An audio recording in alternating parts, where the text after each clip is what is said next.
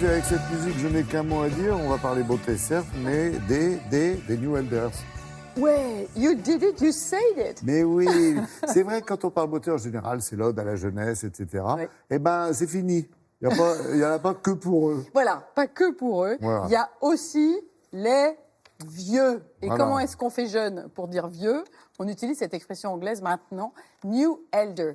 Elder, les âgés, les plus anciens, les aînés. Alors, derrière ça, regardez un peu ces chiffres qui nous donnent une projection de ce que seront les seniors d'ici les prochaines années. Non mais regardez Oui, l'enjeu. mais il y avait un autre plan d'illustration, c'était moi. Regardez. Bon, Merci, je voulais ami pas, réalisateur, comment vous dire, merci. mais soyez rassurés, j'ai cadeau. des solutions. Regardez, C'est un j'ai cadeau. des solutions. Allez-y. Quand on voit les projections et quand on voit ce qui est en train de se passer, que faisiez-vous le 14 décembre 2015?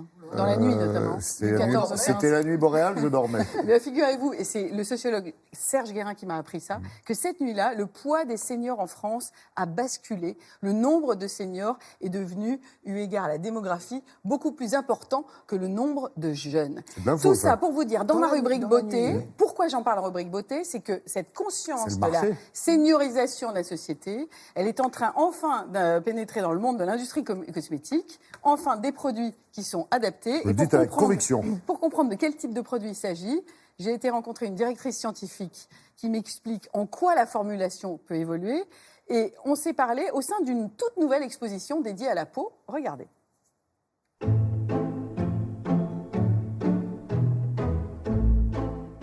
Les New Elders en français, ça pourrait donner les nouveaux vieux. C'est pas très très joli. Hein. On préfère les New Elders. L'anglo-saxon est plus sympa. En termes de cosmétique et de beauté, c'est vrai que c'est une population beaucoup plus experte qui a des besoins très particuliers. Nous, on a voulu s'intéresser à leur perception pour mieux les comprendre et pour aller regarder à l'intérieur, dans la peau, à quoi ça correspond. Premier lot de préoccupation de ces New Elders, c'est l'éclat. L'éclat du teint parce qu'on a une tendance à jaunir naturellement, on a une micro-vascularisation profonde, donc des capillaires sanguins qui sont moins visibles, donc un teint moins rosé, plus terne, et on a vraiment envie de plus d'éclat. On va travailler sur des nouvelles technologies de nacre, de pigments, de formules capables de mieux s'étaler pour vraiment donner tout en transparence de l'éclat au teint et surtout sans charger, sans glisser, sans plisser à l'intérieur des défauts cutanés. On va retravailler des mascaras avec des pigments très foncés qui vont réintensifier toute la ligne de cils, qui vont vraiment donner un coup de jeune. On va travailler des blushs qui vont redonner là encore le rose aux joues. Le deuxième lot de préoccupation de ces femmes, de ces New Elders, c'est tout ce qui concerne la fermeté du visage. On sait qu'après 45 ans, c'est cette partie-là qui va concentrer les signes de vieillissement. Et évidemment, nous, d'un point de vue laboratoire, on a voulu aller identifier, comprendre cette cause.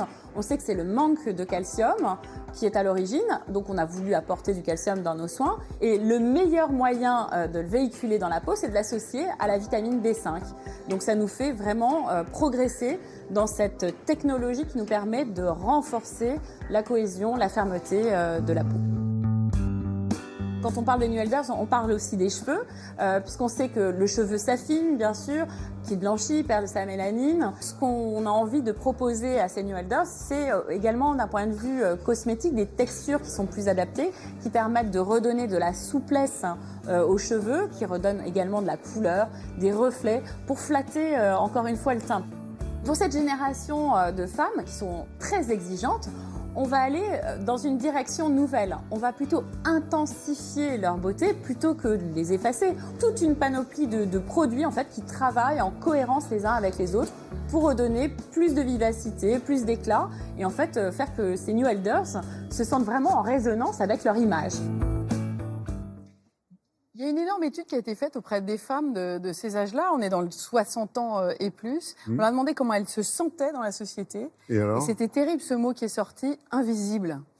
Et voilà. Et les marques de cosmétiques sont en train de réagir face à ce mot invisible. Ces couleurs, même le rose dans un soin visage, c'est pour un peu rehausser la mine. Ces couleurs de rouge à lèvres qui viennent donner cet effet bonne mine, ces nuances nouvelles qui sont proposées sur des cheveux gris, cheveux blancs, eh bien ça vient contribuer à faire en sorte que ces femmes reconnectent un petit peu avec elles, avec nous. Alors il y a deux actus en ce moment. Il y a une très jolie expo interactive, ludique, didactive au Musée de l'Homme en plein cœur de la capitale qui s'appelle Dans ma peau. Ça a commencé il y a quelques jours. Franchement, n'hésitez pas. Et puis, il y a une deuxième actualité proche. Dans quelques jours, début avril, aura lieu le Salon des seniors qui s'est vraiment installé comme un rendez-vous. Il y en a à Paris, mais il y en aura aussi bientôt à Nice et dans d'autres villes en France. Voilà, cela dit, on peut être invisible et exister quand même. Enfin bon, à J'espère. méditer.